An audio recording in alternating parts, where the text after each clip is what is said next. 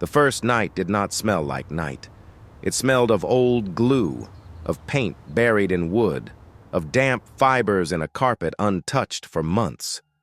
The brick building of the Dunbar Heights Public Library stood like a forgotten relative at the end of the street with its cracked marquee and tall windows covered with brown paper stamped "under renovation" in faded red ink. The young security guard, Ethan Collins, leaned on the service doorway as the supervisor handed him the key ring and a worn manual. "Easy job," the man said. "Dead shift. Just keep the hallway lights on.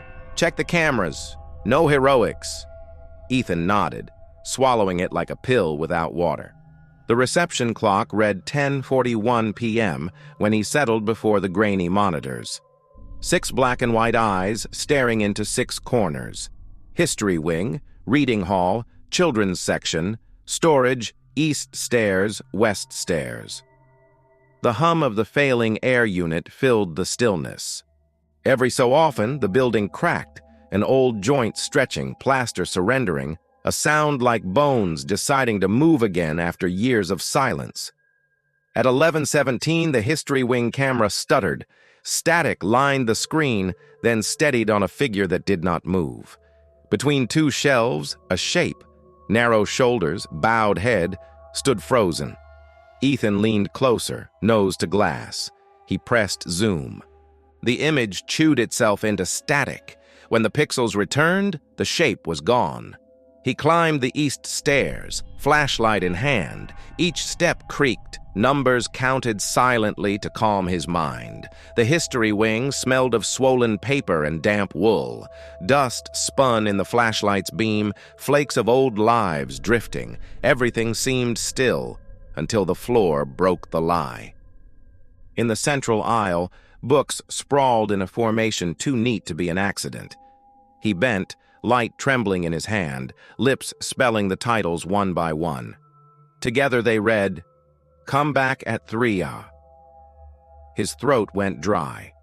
He pressed the flashlight to his chest as if light could repel words. His watch ticked 11:23, too long until 3.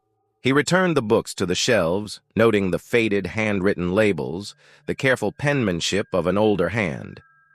Back in the office, he scribbled a note. Books rearranged, history wing, 11:30 p.m., and tried to laugh at his own fear. At 12:08 a.m., sound bled through the intercom, pages turning, not the crash of books falling, but the soft, deliberate breath of leaves shuffled by fingers. He froze, then followed the sound.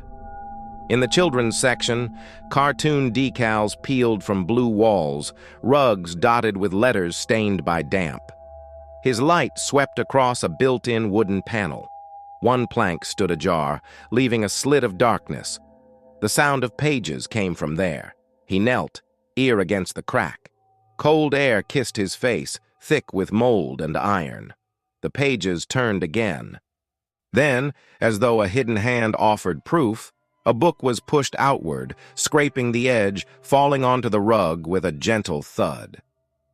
Ethan recoiled. Breathing hard, he finally picked it up. A collection of sermons from 1954. On the front page, a dedication. For those who read when all others sleep. L. Behind the panel stretched a tunnel. Brick walls, an old pipe overhead, a darkness that ate the beam of his light. He slammed it shut, palm sweating. Back in the office, he jotted the time. From the reading hall, the antique radio crackled alive. A smoke-worn announcer's voice. "Midnight Melodies, Special Edition." Before drowning in wind and faint church bells. Ethan cut power at the breaker. Silence. 2 minutes later, it resumed. Static, music, voices, as though someone unseen was testing him, pressing buttons just out of reach. He endured until 2:47. On the west stairs, he found fresh scratches on the wall. 3 tall lines and 1 diagonal, a prisoner's tally etched by fingernails. Back at the monitors, the history wing showed still shelves, yet in the corner of the frame, the hem of a coat slipped away. He leaned close, his stomach hollowed. At 2:59, he remembered the message. Come back at 3 doll. The building seemed to hold its breath. The reception clock dragged its second hand upward. 1 second before the mark, a sound rushed through the ducts, a sigh that touched every room. The clock struck 3. The radio erupted. 2 overlapping voices, low and tired, spoke his name. Ethan. Ethan. He clutched the flashlight so tightly his wrist ached. No one should know his name here. Except they did. The corridor lights flickered 3 times. Wind clawed the broken marquee outside. Ethan, teeth set, pushed open the panel again. The tunnel exhaled damp cold. He entered. 8 paces in, a left turn. A narrow room lined with planks resting on bricks.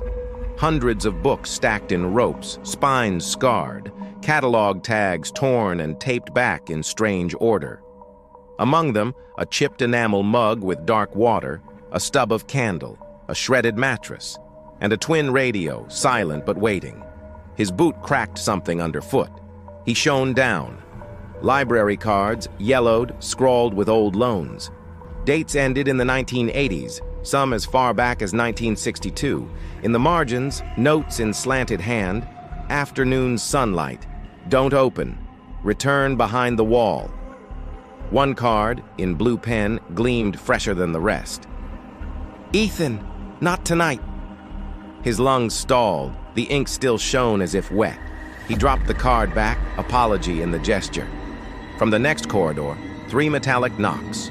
Tock, tock, tock. A door, a signal. At the end stood a rust-bitten iron door. No handle, only a ring. Words scratched into the frame. Enter at 3. His watch read 3:07. He touched the trembling metal, cold as bone. He could not bring himself to open. He turned back. The panel in the children's section gave way easily, as though it welcomed him back to the upper world. The library above seemed too ordinary now. Tables, chairs, faded posters urging children to read.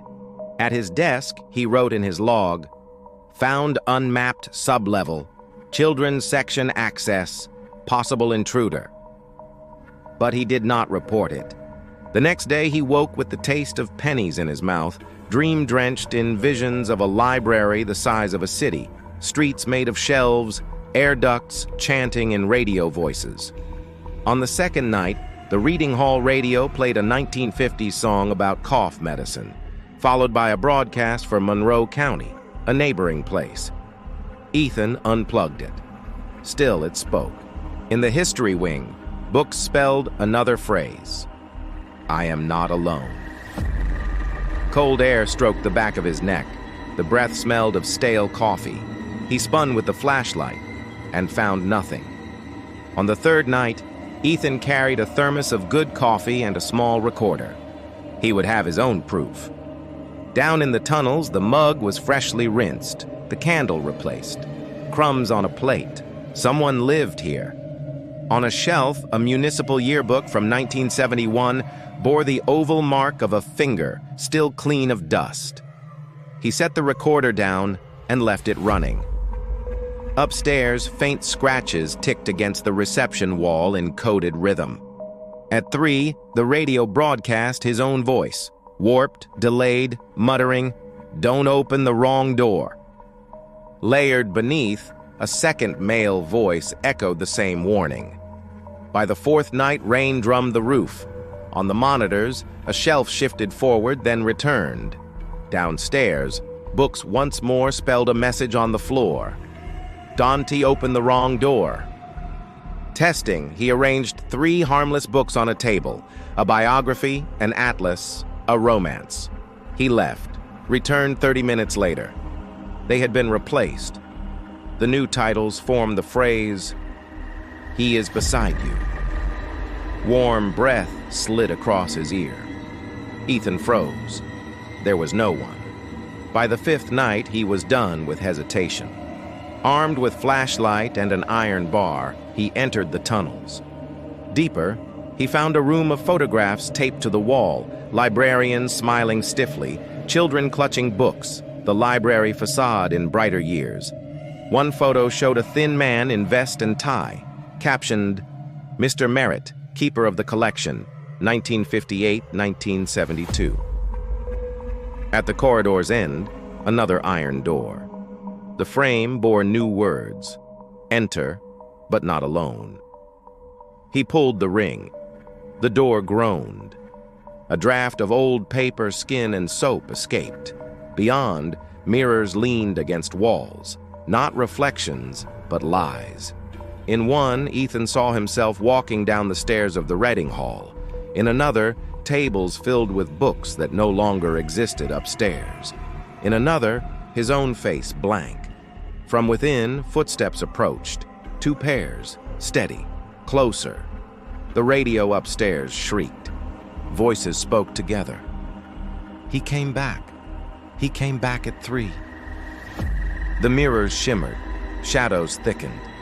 Ethan gripped the bar, breath shallow, and the library, vast and patient, closed in. The deeper he walked, the more the air tasted of iron dust and wet stone. Rooms opened into one another, some crumbling with age, others painted in hurried strokes as if someone had tried to seal new corridors into place. In one chamber, a bed of wooden pallets bore 2 pressed shapes, indentations as if 2 bodies had only just risen. A folded paper sat on the pillow, ink faded but legible. You took too long. You know you're not the first, and you will not be the last. At 3, we always return. Signed, L. Merritt. The name rooted itself deeper in his mind. Merritt, the old guardian, the man in photographs, perhaps the one who never left. He pushed onward and entered the room of mirrors. The glass surfaces sweated in the damp.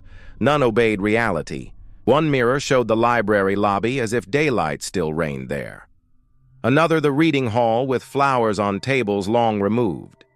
Another showed Ethan himself, walking the west stairs at this very moment, though his own feet stood still. Some mirrors showed him faceless.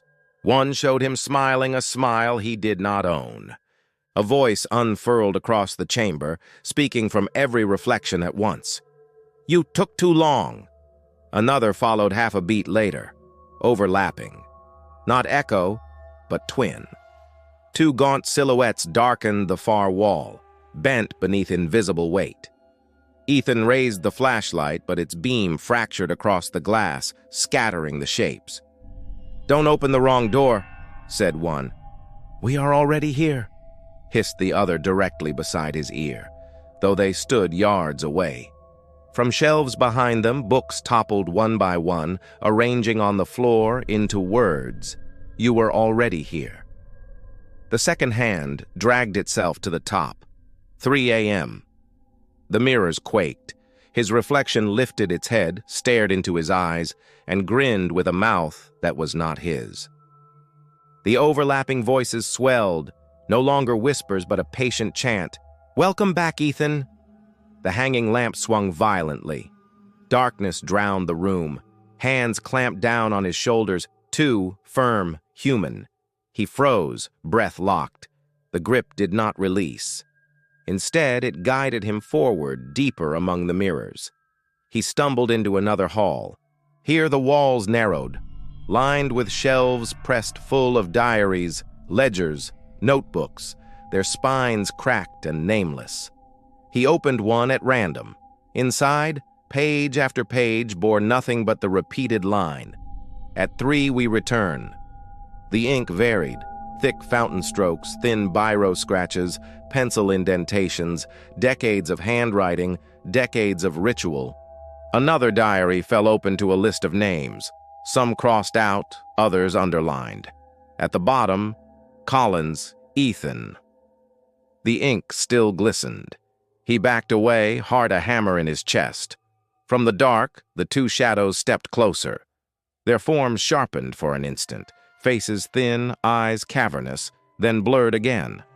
Not the first, one said. Not the last, the other answered. The radio far above broke into shrill static that shook the walls. Glass cracked. A mirror splintered and showed, through its web of fractures, a glimpse of the library in another decade, bright, crowded, alive with patrons who did not glance his way. Then the image bled into dust. Ethan turned, desperate to flee, but the corridors bent impossibly. One path returned him to the children's section panel, yet when he pushed through, he emerged instead into the reading hall of 40 years ago. Light fixtures intact, ashtrays still on tables. The air smelled of pipe smoke and chalk. Patrons sat frozen mid-gesture, like photographs pretending to live. He stumbled back through the panel into blackness. The tunnels closed like a lung. The voices pursued, gentle, insistent. "At 3 we return. At 3 you return." He tripped into a chamber of filing cabinets. Drawers yawned open, spilling identity cards, library slips, municipal records. Each bore dates, some recent, some older than the building itself. And scattered among them were slips bearing only his name, again and again, stamped in red. The grip on his shoulders returned, not pulling now, but steadying, as if positioning him before something inevitable. In the distance, a bell tolled. Not church, not clock, but a small, sharp bicycle bell. The same bronze chime he had seen strung to a cord in the tunnels. It rang once, twice. Then endlessly, a chain of summons he could not block out. The two shadows stood before him. They gestured toward a final mirror, taller than the rest, its surface rippling like water. Within it, Ethan saw not himself, but the security desk upstairs. Empty chair, empty monitors, except one screen glowed with an image impossible. Himself standing here, looking into this very mirror. The shadows spoke together, perfectly aligned. Choose the right door. The mirror quivered. Ethan stepped closer despite himself. The glass stretched like skin, cool air leaking from its surface. He reached out and his fingers sank. Behind him, the voices rose once more in layered chorus. "Welcome back, Ethan." The light overhead shattered. The library, above, below, past, and present, folded into black, and Ethan felt himself pulled through. He woke on the reception chair. The monitors glowed, showing only empty halls. His watch read 6:02 a.m. The logbook lay open, his handwriting scrawled across the page. "Report delivered. Merit satisfied. 3 o'clock completed." He stared at the words, throat dry, hands shaking. He had not written them, not consciously. On the desk, a single library card waited. The name written in careful ink. Collins, Ethan. Stamped beside it, returned. The radio crackled one last time, faint, almost kind. "You are not the only watchman." The speakers hushed. The air settled. And Ethan, caught between waking and the dream that had become his duty, realized he had stepped into a shift that had no end. The library would call him again. At 3. Always at 3.